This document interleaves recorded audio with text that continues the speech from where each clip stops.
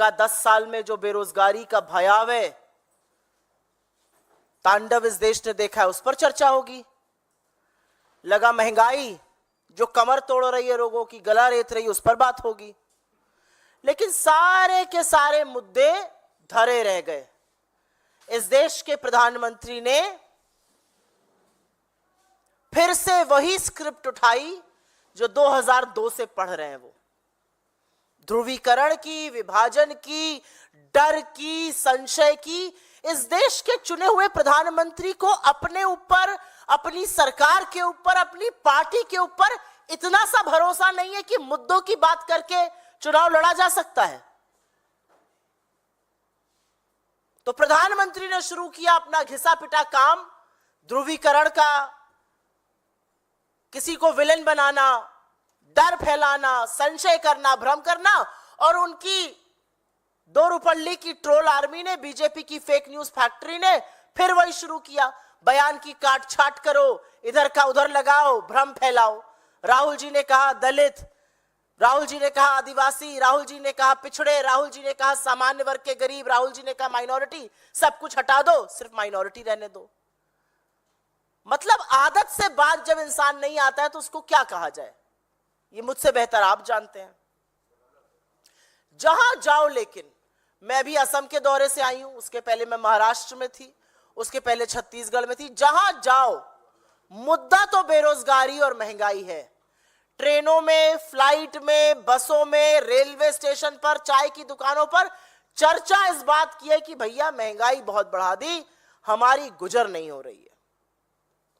और जब कांग्रेस पार्टी गरीब की बात करती है, जब कांग्रेस पार्टी हक की बात करती है, तो मोदी जी के पेट में दर्द क्यों होता है? आप मोदी जी की सारी बातें उठाकर देख लीजिए। और इसीलिए मैं मुख्यतः इस बात पर चर्चा करना चाहती हूं। मोदी जी को सबसे बड़ी समस्या हमारे मैनिफेस्टो से है। तो पहले तो मैं आपके माध्यम से वाकई में दिल से थैंक यू मोदी जी बोलूंगी।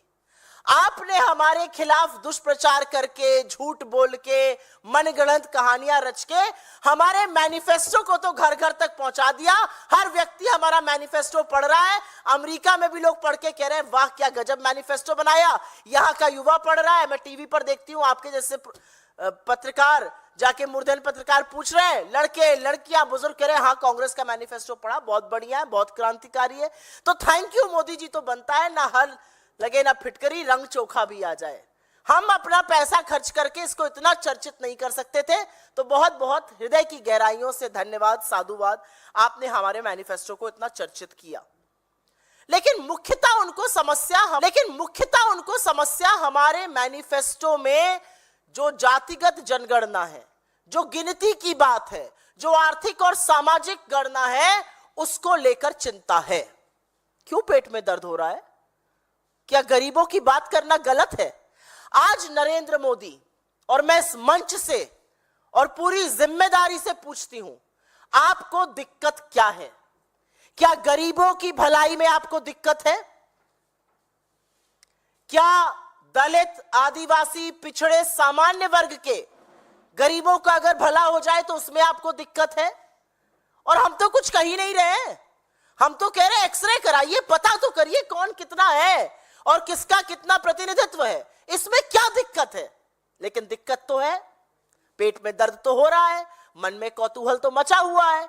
क्योंकि इस देश का किसान 27 रुपए रोज का कमाएगा। इस देश की 20% आबादी 46 रुपए रोज पर गुजर बसर करेगी। लेकिन मोदी जी के मित्र तो 1600 करोड़ रुपए रोज के कमाएंगे। तो पेट में दर्द तो होना स्वाभाविक है।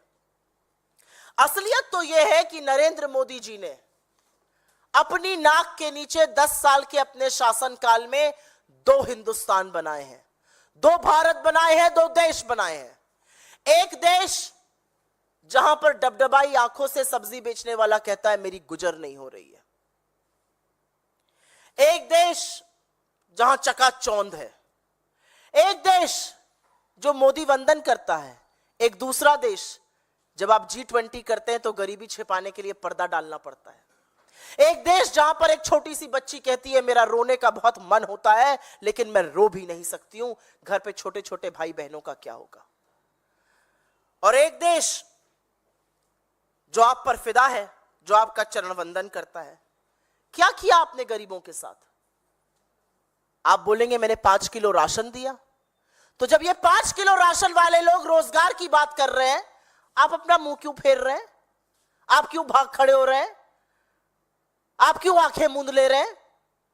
क्या किया आपने इन गरीबों के लिए? इन्हीं गरीबों को आपने चिलचिलाती धूप में कोविड के दौरान पैदल चलवाया। इन्हीं गरीबों को आपने इंजेक्शन से लेके दवाई और फिर ऑक्सीजन तक दर दर भटकाया। इन्हीं गरीबों को आपने सपना तो दिखाया था हवाई जहाज में बिठाने का, लेकिन हवाई अड्डे एक के बाद एक अपने दोस्त के नाम किए और इन्हीं गरीबों को, इन्हीं गरीब के बच्चों को गाजर, मूली, भेड़, बकरी की तरह ट्रेनों में ठूस कर, देख लीजिए ट्रेन की वो भयावह तस्वीरें जहां पर टॉयलेट तक में लोग भरे हुए हैं। इन्हीं गरीबों को आपने किया। क्या किया आपने इन देश के गरीबों का? इन देश के गरीब लोगों का आपने हक मारा, आपने मोनोपोली बनाई, आपने छोटे छोटे बिजनेसेस बंद किए, 40,000 छोटे लघु मध्यम उद्योग बंद किए, आपने नोटबंदी करी। आपके मित्रों का तो पैसा सारा वापस आ गया आरबीआई में, लेकिन इन गरीबों को आपने लाइन में लगवाया, इन गरीबों की मौतें हुई। तो क्या किया आपने गरीबों के लिए? हम एक बात डंके की चोट पर कहते हैं, बिना संशय के कहते हैं, बिना डर के कहते हैं, पूरी नैतिकता, पूरी जिम्मेदारी से कहते हैं कि 2024 में वक्त आ गया है कि इस देश में जातिगत जनगणना, सामाजिक और आर्थिक जातिगत जनगणना होनी चाहिए, गिनती होनी चाहिए। हम तो आपसे पलटकर पूछते हैं किस बात से डरते हो, गिनती क्यों नहीं करते हो? मोदी जी इसी बात को तो उठाकर भय फैला रहे हैं, इसी बात को तो उठाकर कह रहे हैं कांग्रेस आपकी कार ले लेगी, कांग्रेस आपका सोना ले लेगी, कांग्रेस आपका पैसा ले लेगी, कांग्रेस आपकी संपत्ति ले लेगी। 1947 से अभी तक तो आप कांग्रेस को ही कोसते थे, हमारी ही सरकारें थी। आज तक तो ऐसा नहीं हुआ, आज तक तो किसी का पैसा नहीं लिया गया। असलियत यह है कि कांग्रेस के शासनकाल में लोग ज्यादा समृद्ध बने। कांग्रेस के शासनकाल में हमने 27 करोड़ लोगों को गरीबी की सीमा रेखा से निकाला। कांग्रेस के शासनकाल में बिजनेसेस ज्यादा बढ़े, मल्टीनेशनल कंपनीज बनी, हमारे डोमेस्टिक बिजनेसेस।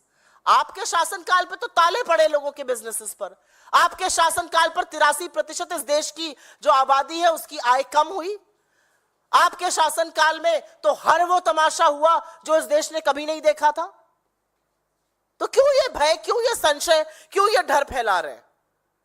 और अब इस बात का जवाब दीजिए, और ये मैं पूरी जिम्मेदारी से अपने होशो हवास में पूछती हूं, नरेंद्र मोदी और भारतीय जनता पार्टी, क्या आप जातिगत जनगणना के खिलाफ हैं या आप उसका समर्थन करते हैं?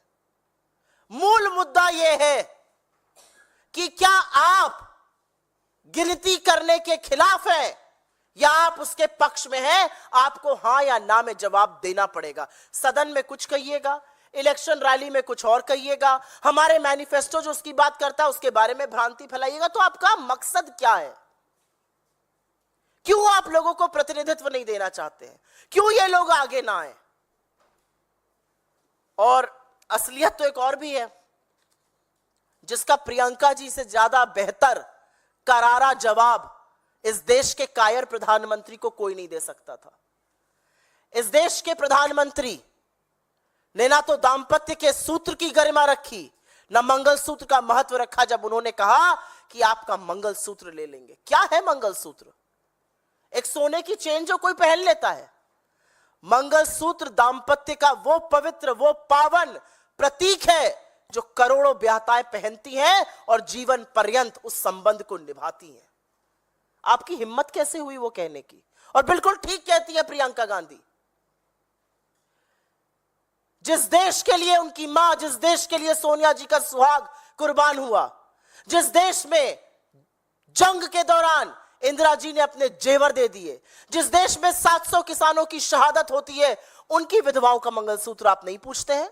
आप नहीं पूछते हैं कि उन करोड़ों महिलाओं का जो गरीबी, भुखमरी, बेरोजगारी, महंगाई के चलते अपने जेवर गिरवी रखकर अपने परिवार का भरण पोषण कर रही हैं? आप नहीं पूछते हैं मणिपुर में लोगों के मंगलसूत्र का क्या हाल है?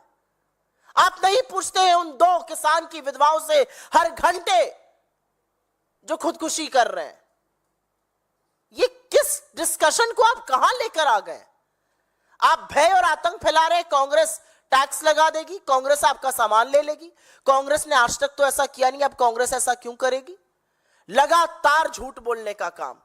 मुझे कभी कभी अब मोदी जी में शायद उम्र का भी तकाजा है, वृद्ध भी ज्यादा लगते हैं, जबान भी लड़खड़ाती है, कुछ का कुछ बोल जाते हैं। कई लोगों से बीजेपी में बात करो तो वो कहते भी हैं कि कभी कभी तो ऐसी बात बोल जाते हैं कि हम लोग डिफेंड ही नहीं कर पाते हैं, पता नहीं क्या बोल जाते हैं, उम्र का ही असर लगता है।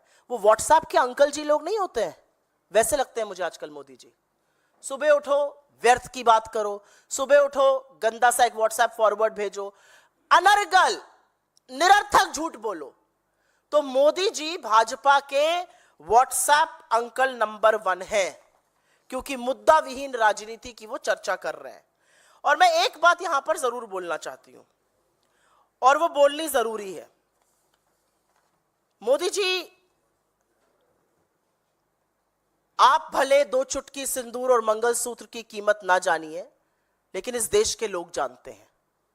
इस देश को जब आप बरगलाते हैं तो देश के लोग कहते हैं थोड़ा आप कम बांटिए हमें, और बांटना ही है तो जो इतनी असीम मोहब्बत आपने अडानी जी के लिए रखी है, वो थोड़ी देश के गरीबों को दे दीजिए, थोड़ी देश के किसानों को दे दीजिए, थोड़ी श्रमिकों को दे दीजिए, थोड़ी महिलाओं को दे दीजिए, थोड़ी युवाओं को दे दीजिए जिनके ऊपर आप लाठी बरसाते हैं।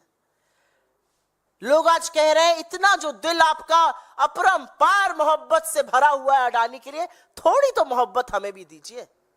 लेकिन ना आप मोहब्बत देंगे, ना आप इस देश का भला करेंगे। 10 साल में आप मेरे देश को इस कगार पर ले आए हैं कि आज देश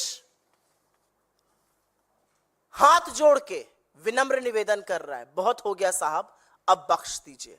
आप कितना भी झूठ बोल लीजिए, आज सवाल देश की जनता पूछ रही है कि कांग्रेस को कोसते कोसते 10 साल हो गए, कांग्रेस के मैनिफेस्टो के बारे में झूठ बोलते भी अब वक्त हो गया। अब आप बताइए कि क्या आप गिनती के खिलाफ हैं या गिनती के समर्थन में हैं? यह जवाब भारतीय जनता पार्टी को और नरेंद्र मोदी जी को देना पड़ेगा। आपके सवालों का स्वागत है। अगर पहले इस मुद्दे पर सवाल हो या इससे जुड़े हुए तो बहुत अनुग्रहित रहूंगी। Yes. Arun Jaitley used to keep talking about inheritance tax. Since you used to cover finance ministry, you would remember that this was a proposal of the BJP, and if you recall, it was then decided against it in his budget, because every time ahead of the budget there would be talk about inheritance tax. Would you like to put things in perspective? It is nowhere on our radar. It is nowhere the Congress's policy to have a tax like that. The Congress strongly believes that there needs to be greater equity. The Congress definitely believes there needs to be equitable distribution of resources. The Congress does believe that 22 people in this country cannot own what 70 crore people do. There cannot be 1% of India that owns 40% of India's properties. No. But the Congress does not believe in taking away from people and giving it to the others. The Congress believes in creating an atmosphere, creating a policy landscape, creating opportunities where people can grow, where people can be pulled out of poverty. When we pulled out 27 crore people out of poverty, we did not have to make other people poor. We just had to make the have-nots richer. And that's what we did. लकीर को छोटा करने के लिए आपको मिटाना नहीं पड़ता है, आपको ज्यादा बड़ी लकीर खींचनी पड़ती है। आपने जिस सवाल का यहां पर उल्लेख किया इनहेरिटेंस टैक्स का, यह कांग्रेस के एजेंडा में बिल्कुल नहीं है। हमने इसकी कभी चर्चा नहीं की, और आपके बिल्कुल सही बात है, इसकी पहली बार चर्चा अरुण जेटली जी ने, दिवंगत अरुण जेटली जी ने, भगवान उनकी आत्मा को शांति दे, उन्होंने की थी। ये नरेंद्र मोदी की सरकार का पहला प्रपोजल था। ये कांग्रेस पार्टी के रडार पे कांग्रेस पार्टी की पॉलिसी कभी नहीं रहा है, क्योंकि कांग्रेस पार्टी का यह मानना है कि गरीबों, शोषितों, वंचितों का हक दिलाने के लिए आपको किसी का हक मारने की जरूरत नहीं है। हम किसी से पैसा लेके किसी और को देने की चर्चा नहीं करते, ना बात करते, ना ऐसी पॉलिसी बनाते हैं।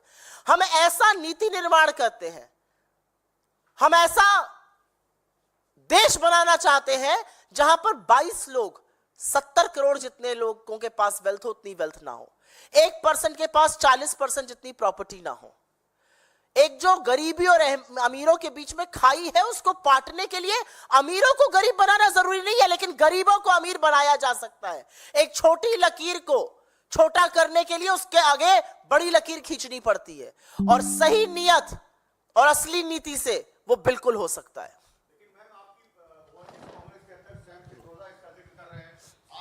जिनको टिकट दिया है उदित राज, उन्होंने सैम पित्रोदा का समर्थन किया कि बिल्कुल ऐसा होना चाहिए हिंदुस्तान में। तो आपके सांसद के उम्मीदवार ऐसा कह रहे हैं, सैम पित्रोदा राहुल गांधी करीबी माने जाते हैं, ओवरसीज कांग्रेस के अध्यक्ष है, वो इसका जिक्र कर रहे हैं, और बीजेपी, अब प्रधानमंत्री मोदी ने इस मुद्दे को उठा दिया है।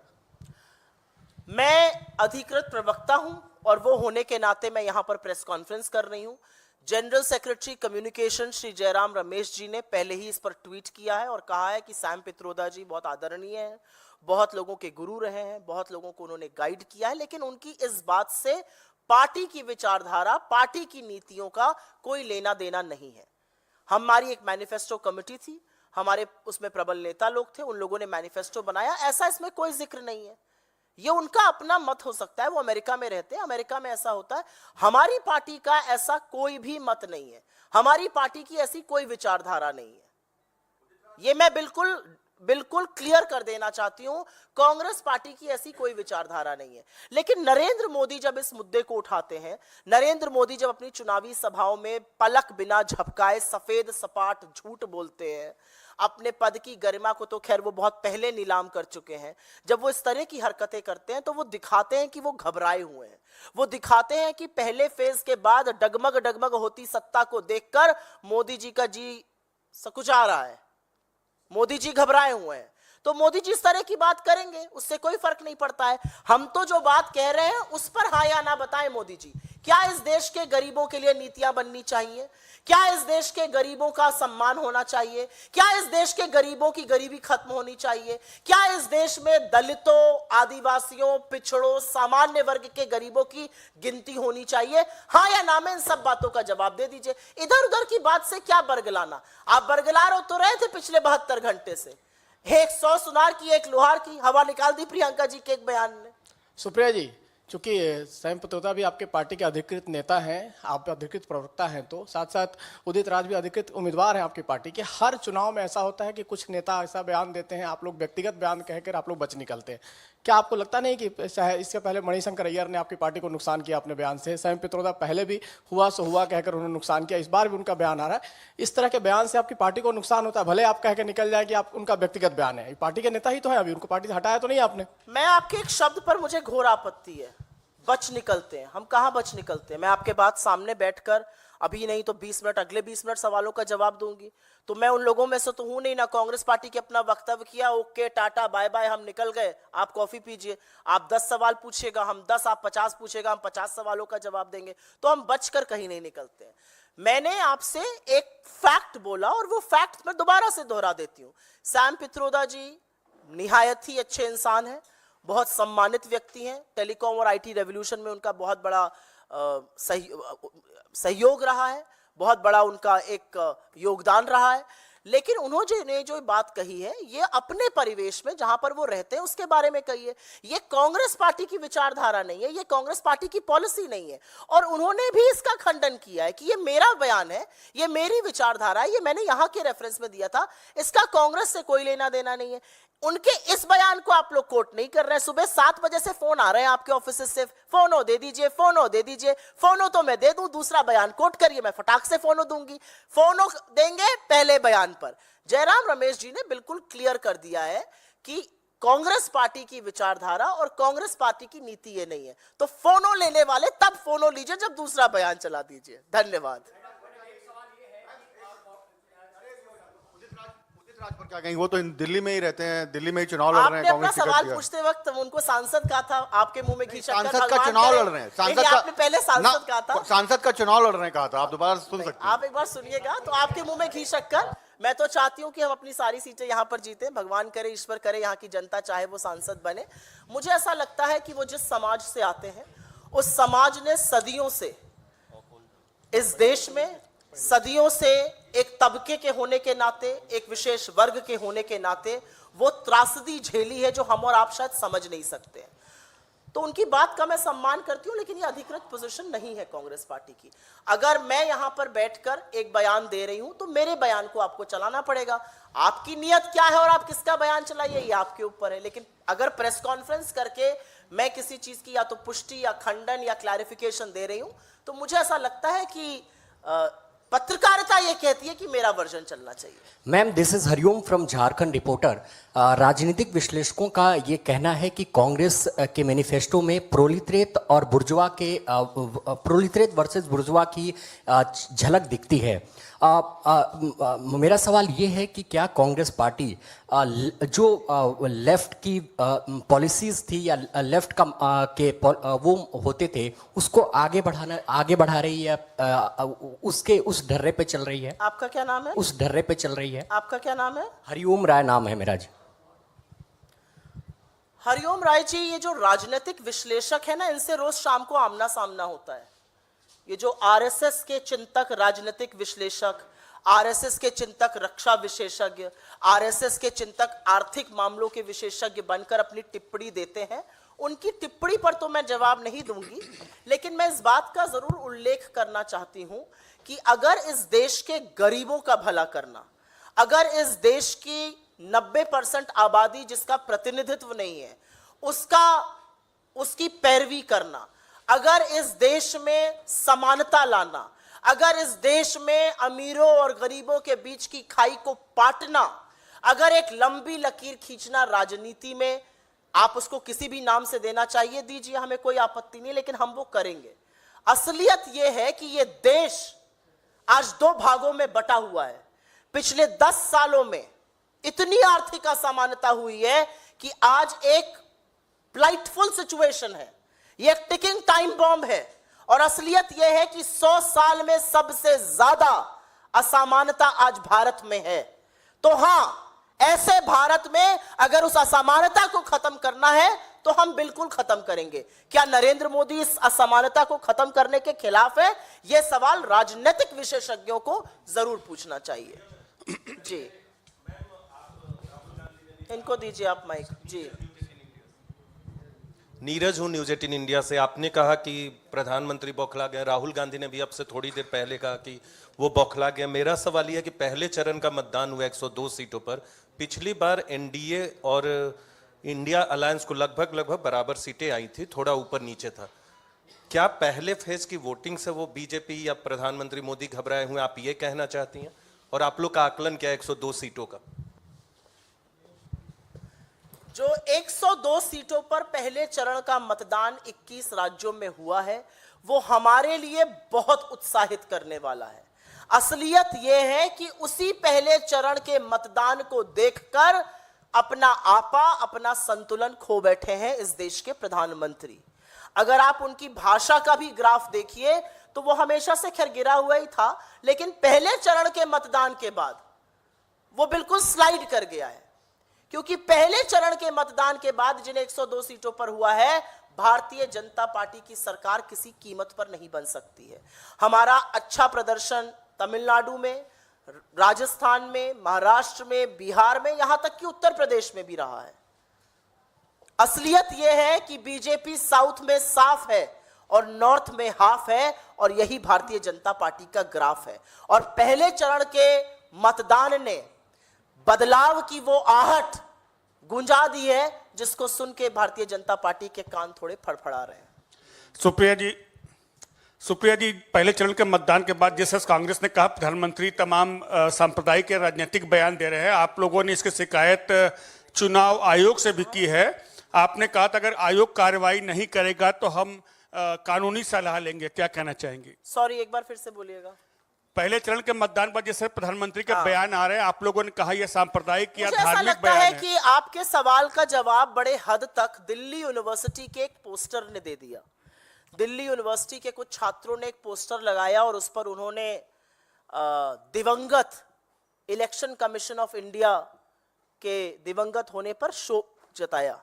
मुझे ऐसा लगता है कि चुनाव आयोग एक निष्पक्ष संस्था है और निष्पक्ष चुनाव हो ये उनकी जिम्मेदारी है। उन निष्पक्ष चुनावों में यह भी जरूरी है कि भाषा की मर्यादा विपक्ष भी बनाए और प्रधानमंत्री भी बनाए।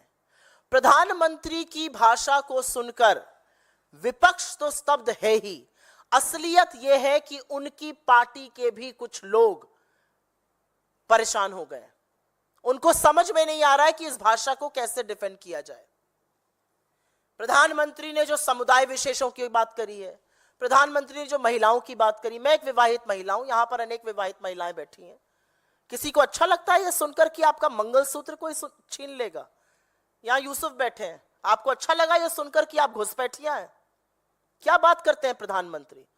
और उस पर चश्मा लगाकर चुनाव आयोग बिल्कुल चुप है। हे राम जी जगत बनाई नहीं, हमने कुछ देखा ही नहीं। नोटिस तो इशू कर दीजिए। कभी कभी एक वो मेहदी हसन साहब की एक गजल है कि भ्रम तो रहने दो निष्पक्षता का। आज देश ये पूछ रहा है, 10 महीने 11 महीने हो गए, पूरा विपक्ष टाइम मांग रहा है, वीवीपैट 100% आप वोटिंग उसकी करिए, काउंटिंग करिए।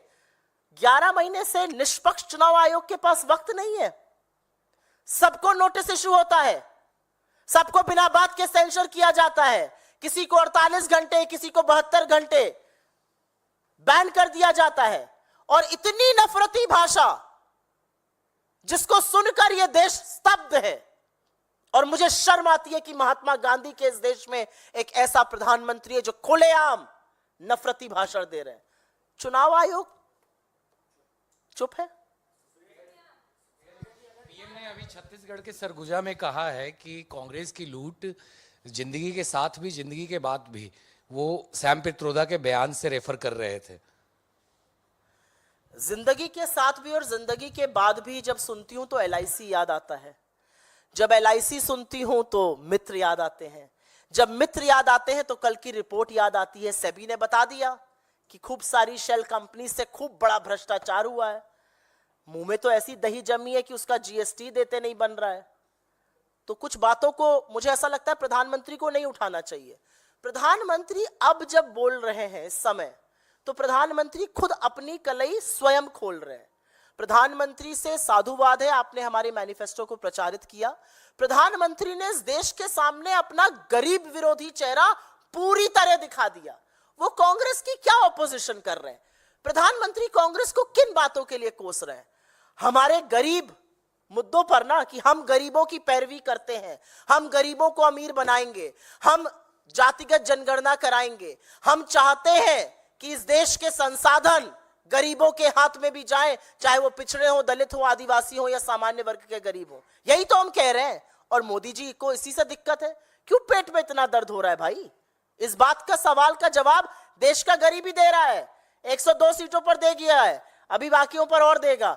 जैसे जैसे ज्यादा जवाब मिलेगा मोदी जी और बौखलाएंगे। ये जो भाषा का स्तर अभी हमें गिरा हुआ लिख रहा है, ये अभी और गिरना बाकी है।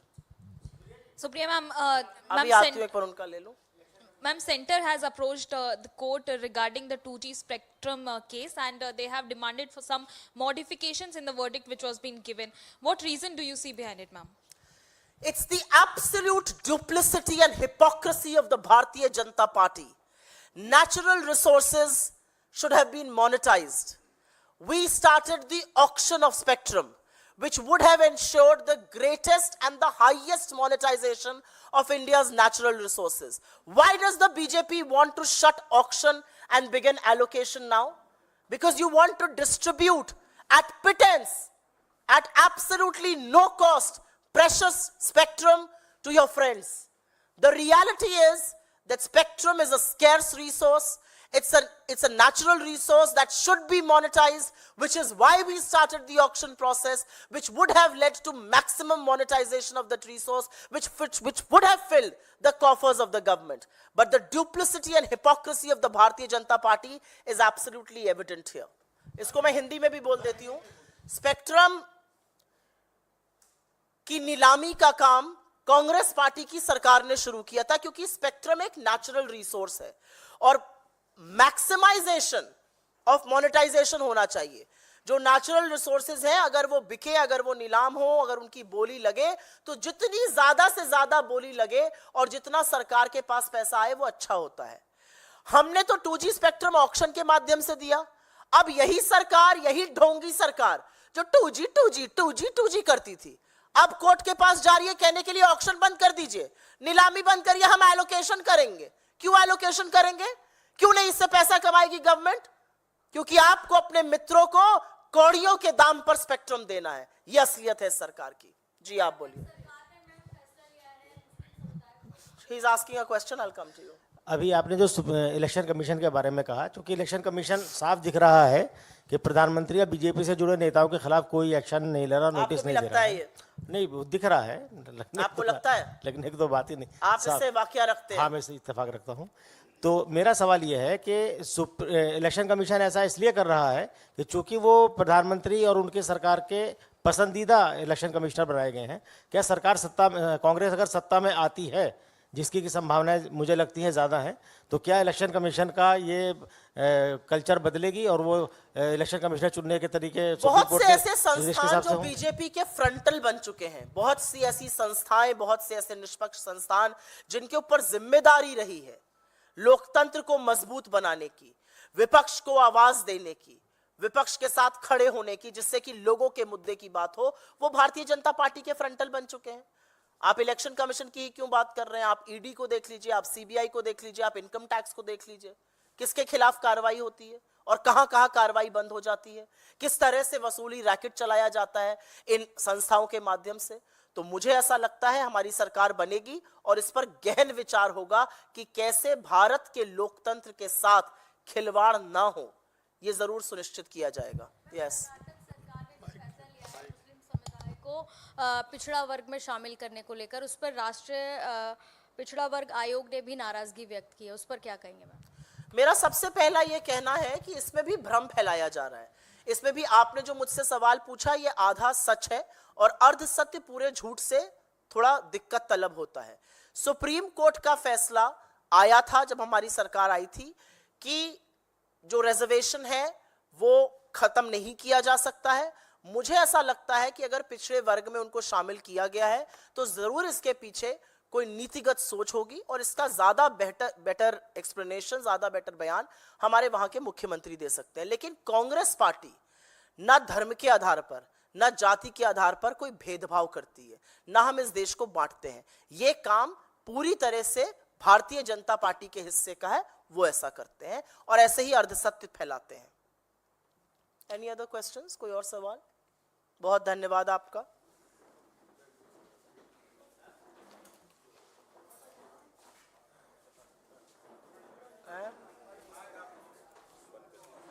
समाज को आज कर दिया आपने,